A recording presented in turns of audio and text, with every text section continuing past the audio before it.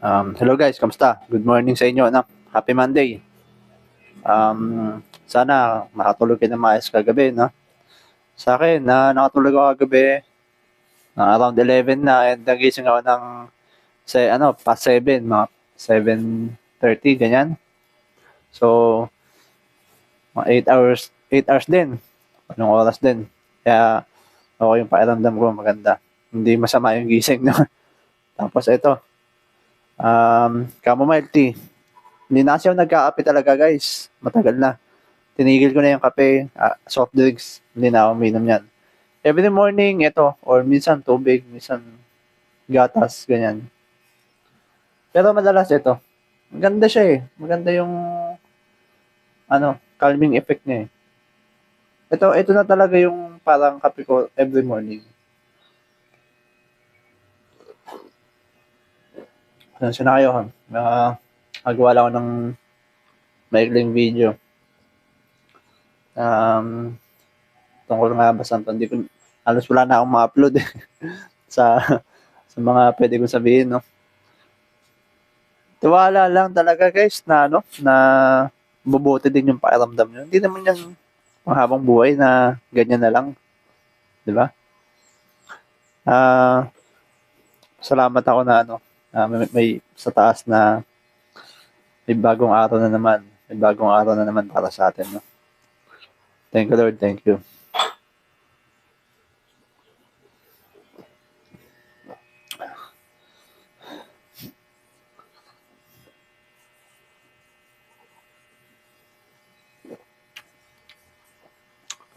Paano ko nga ba sinisimulan yung araw ko?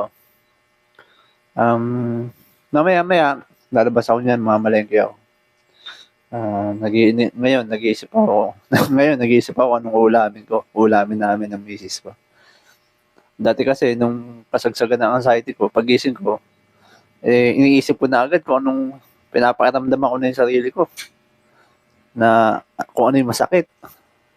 Kung, kasi kadalasan, pagising ko, masakit na agad yung dibdib eh. Masakit agad. Hindi ko siya maintindihan bakit ang ganda naman ng gising ko, masakit agad yung dito. Yan, dito. Masakit, mabigat. Tapos, magdadaig na naman ako sa misis ko, sasabihin ko, mahal, sabi ko, sakit yung dibdib ko.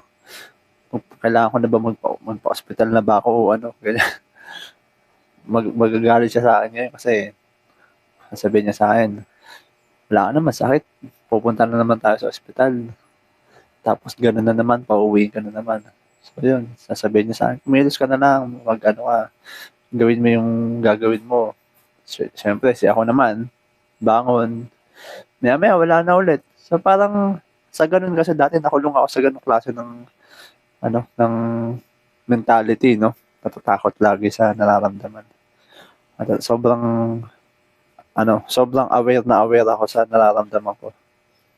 Kasi nga, mahirap naman talaga na pag sumakit yung dibdib mo, di mo alam, mag-overthink ka na.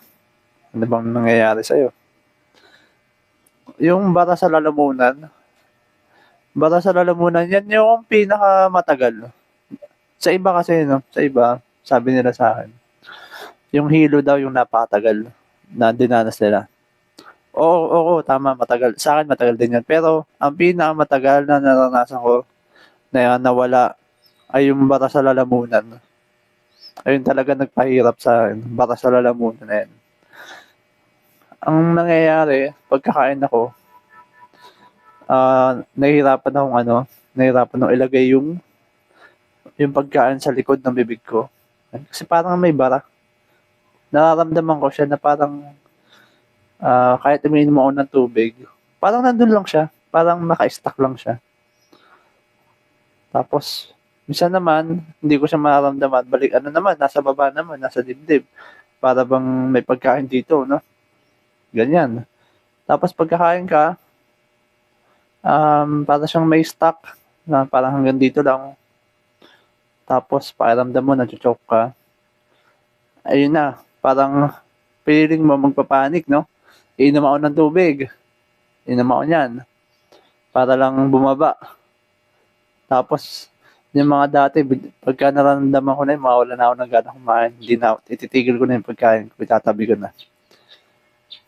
Tapos, sa ngayon, okay na. Na, okay na yung pagkain ko, maayos naman. Kaya, kahapon lang, nagtimbang na naman ako eh. Nag-ano ako, 62 kilos. Ewan ko kung naparami lang yung kain ko, kaya mabigat ako. Pero, yun nga, mukhang unti-unti naman na bumabalik yung katawan ko. Unti-unti. Hindi ka naman, yun lang mahirap sa atin eh. Bigla kang papayat, pero hindi ka naman biglang tataba. Dahan-dahan, matagal. Matagal na mahirap magpataba. Sa ibang tao, madaling tumaba, pero sa atin, mahirap. Ang hirap magpataba. Hindi ko alam kung bakit, no? Kahit masustansyang pagkain yung kinakain mo. For the last, since April, last year, puro masustansyang pagkain yung kinakain ko. Gulay, konting, karne, manok lang. Tinatanggal ko pa yung balat ng manok. As in yung white meat lang, yun lang kinakain ko. Kaya sabi ko, bakit ganun? Puro masusustansyang pagkain na nga yung kinakain ko. Hindi pa rin ako bumubuti. Yun. Kaya sa ngayon, yung mga nararamdaman ko na to na magandang pakiramdam, ini-enjoy ko na. At hindi na magiging pabaya. Sa mga kagaya ko, no, katulad ko, dinanas yung ganito. Maraming nawala sa atin, guys. Maraming anong tawag doon? Marami tayong nakalimutan na maliliit lang na bagay. For example, yung paglalakad, kahit yung brisk walking lang, nawala sa atin yan. Yung simpleng ehersisyo, hindi na natin nagagawa. Yung simpleng pagpapaaraw, yan, hindi na yun natin nagagawa.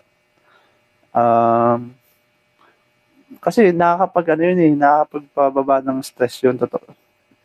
Mga doktor na rin naman na nagsabi nun.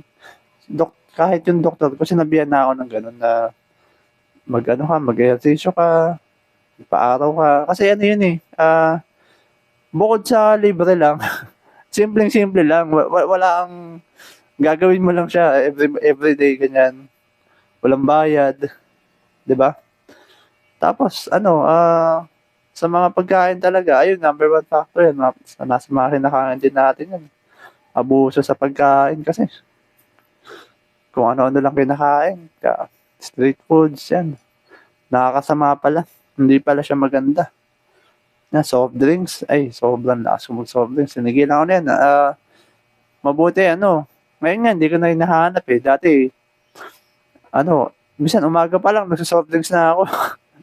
Kaya, naaway ako ng misis ko kasi mga aga-aga, soft drinks. So, mali din, mali. Tinanggap ko naman yung mga ganong pagkakamali, no? At hindi ko na siya, wala na akong planong balikan. Para hindi na rin umulit yung mga naramdaman ko. Ayoko na kasing maulit yung mga pangat na pakiramdam na parang mamamatay na. Mahirap. Tsaka, yung parang nakakulong sa isipan mo na lagi mo na lang iniisip yung yung mga kinakatakutan mo na hindi naman talaga nangyayari. Ito pa, kagandahan dyan is yung tayo, alam ko, hindi lang ako, no? Kayo, di ba, marami na yung exam na napagawa, no? Alam ko na, yung iba dyan, nagpa-ECG na, pabalik-balik pa, 2D echo, pabalik-balik, ilang x-ray, blood chem, lahat na, no? Pinasilip na, no? Tapos walang nakita yung doktor. So, doon pa lang guys, walang dahilan. Walang dahilan para mapahamak kayo, no? Pero yung anxiety kasi, yung mga panic attacks na yan, masama talaga yung pakiramdam. Pero,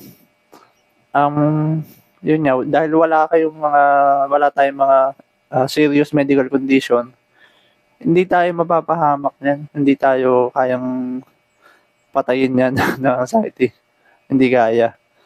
Sasama lang yung pakiramdam natin. May hilo lang tayo. Sasakit ng ulo natin. Although mahirap kasi nga araw-araw. Pero yung kinakatakutan natin na ano, na worst, hindi mangyayari. Totoo kasi sa daming beses ko rin naman naranasan yung panic attacks na yan. Humupa lang eh. Ilang minuto, wala na. Since July, hindi ko na naranasan. Nung nag-start ako maggamutan hanggang ngayon na tumigil na ako. Ilang weeks, halos mag-isang buwan na rin pala akong walang gamot sa katawan. Nagiging ano na lang ako, nagiging mindful, yan, nagiging um, anong tawag doon, yung minsan meditate, yung deep breathing, malaking tulong yan. Malaking tulong talaga yun, nga malalim, gano'n, tas hold. Maraming instruction yan sa, maraming instruction yan sa YouTube, panoorin nyo na lang. Tapos brisk walking. Ang ginagawa ko niyan, lalakad ako every morning. May palya din naman, hindi naman totally as in araw-araw, no. May palya din naman na hindi ako nakapaglalakad. Pero pag gano'n, sa hapon ko binabawi. Kasi malayo-layo din sa amin yung palengke. May relo na gamit, nabibilang ko rin, nakaka 2,000 steps din ako, papunta pa lang. So, babalikan 4,000 steps. Ano na yun? Malaking bagay na yun na dati nung tayo normal, hindi natin napapansin, no? Pero ngayon na masyado na tayong aware sa mga nangyayari, pati yung mga ganun, pinapansin ko na eh. Binibigyan ko na siya ng attention na okay. Para kasing self-affirmative yun na isipin mo positibo. Ganon yung mga mga bagay na na-appreciate ko na ngayon. No?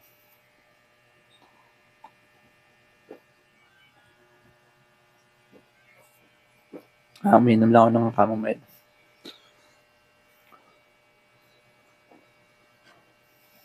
Yan. Bilis ng araw, Lunes na naman.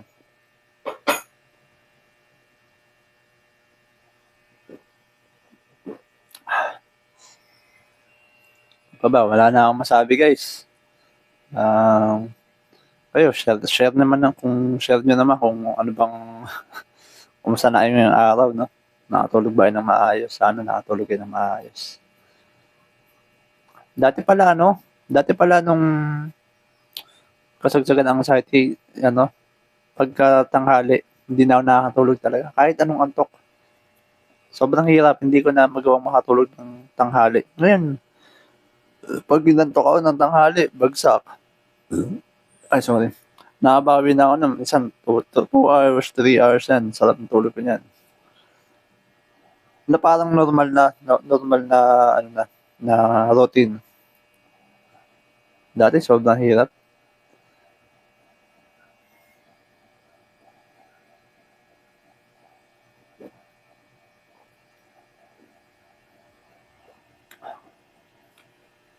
Salamat pala sa mga sa mga nanonood ng mga video. Alam ko may mga silent viewers ako dyan. Yung iba kasi nag-comment, nasa abroad pa sila. Ingat kayo dyan lagi, guys. Sa abroad, mahirap din talaga malayo pag malayo sa family, no?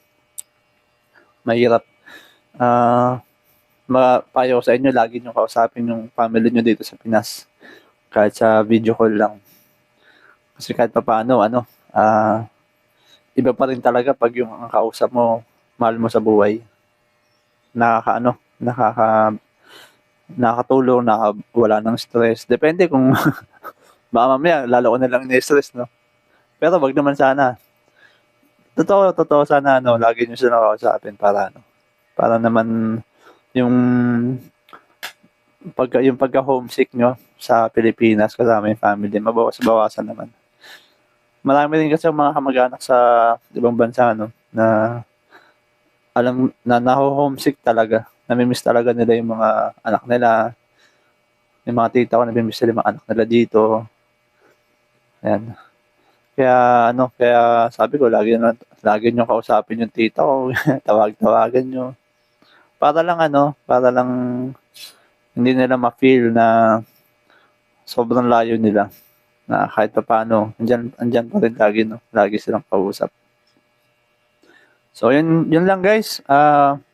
Nating naman to, wala naman masyadong tong video na to. Gusto ko lang gumawa ng video na para may upload daw sa YouTube na.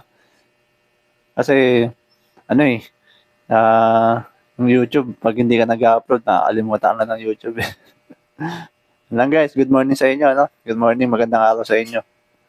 Sana maganda yung pakiramdam nyo buong araw. Walang mga panic attacks and anxiety attacks. Thank you.